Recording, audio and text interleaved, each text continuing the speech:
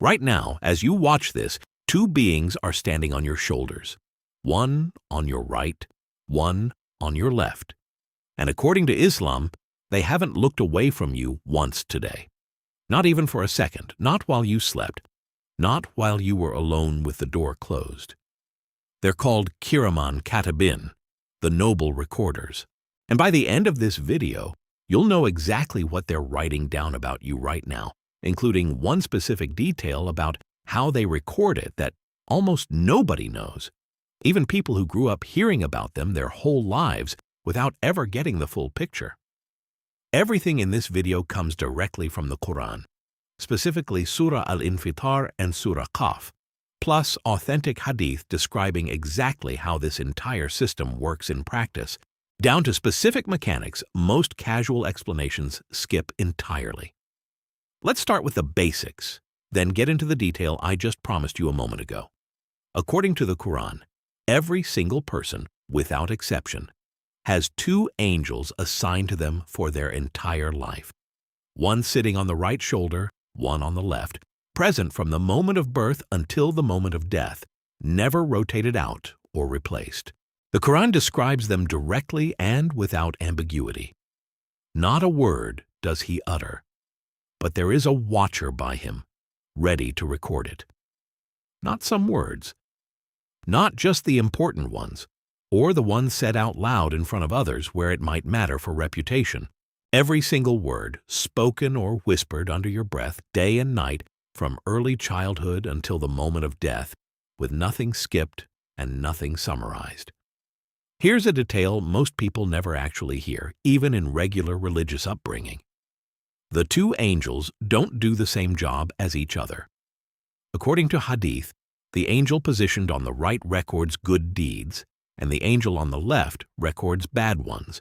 But there's a specific rule about how they operate together, a kind of built-in bias in the system, that changes how this actually works in practice far more than most people realize.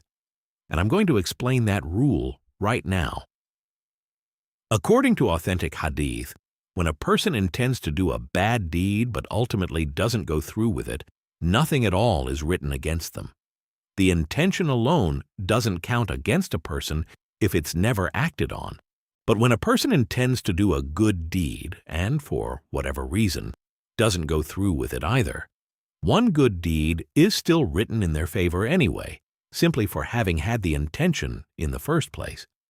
And if someone actually goes through with the bad deed, only a single sin is recorded for it, while a single good deed, once carried out, can be multiplied up to 10 times, 700 times, or considerably more depending on the sincerity and circumstances behind it. The system isn't neutral, and it was never designed to be.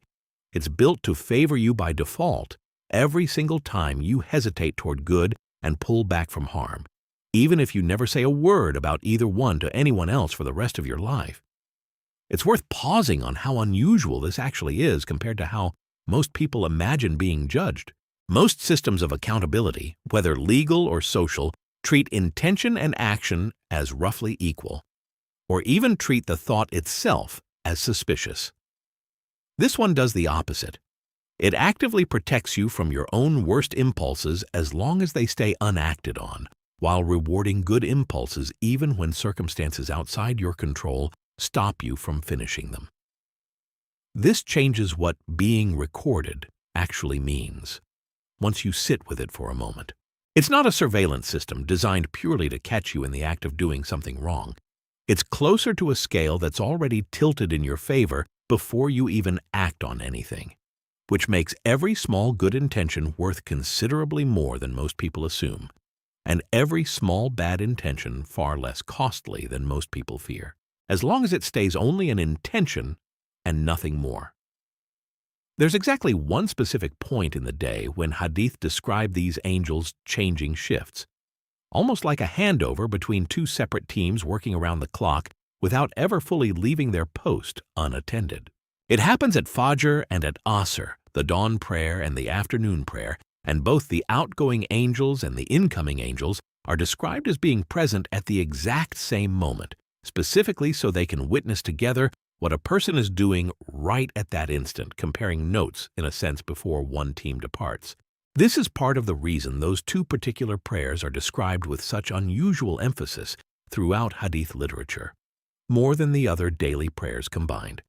They're the two moments of the day guaranteed to be witnessed by both shifts of angels at once, making them a kind of daily checkpoint built directly into the structure of worship itself. So the record being kept on you right now, at this very moment while you're watching this video, isn't cold, distant, or purely punitive in nature.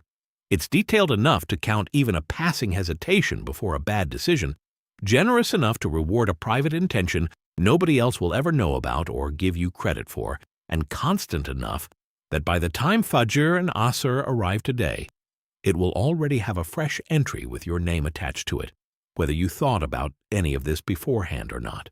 The only real question left, then, isn't whether you're being watched.